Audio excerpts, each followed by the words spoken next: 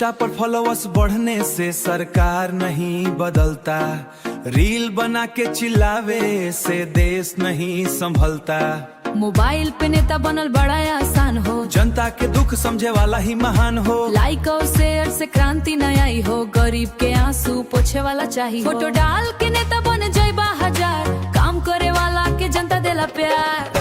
Insta पर followers बढ़ने सरकार नहीं बदलता, जनता के दिल ते वाला राज होन बदलता। नेटवा पे ट्रेंड हो जाई चाहे ना, देश चलावे जनता के विश्वास, देश चलावे जनता के विश्वास। स्टेटस पे आग लगा के कुछ ना होई, जमीन पे उतरल बिना जीत ना होई। गांव के सड़क और किसान के बात, ऐसे बन देश लिए असली औकात। युवा के नौकरी बहिन के सम्मान, इस सब पे टिकले बा हिंदुस्तान। मोबाइल पे बहस बहुत आसान बा, जनता के सेवा सबसे महान बा।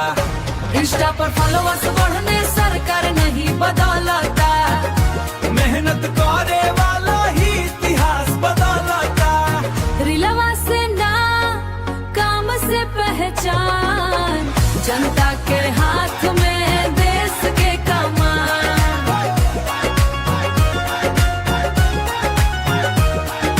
फेसबुक इंस्टा चमके चार दिन, जनता के प्यार रहे बड़ी संदीन। खातिर झूठ बहुत बोले लोग, सच्चाई से जीतेला जनता के योग। देशभक्ति खाली गाना में ना होला, मुश्किल समय में साथ निभावेला होला ए होला। जो जनता खातिर रात भर जागे, ओकरे नाम पे देश आगे भागे। इंस्टा पर फॉलोअर्स बढ़ने सरकार नहीं बदलता, जनता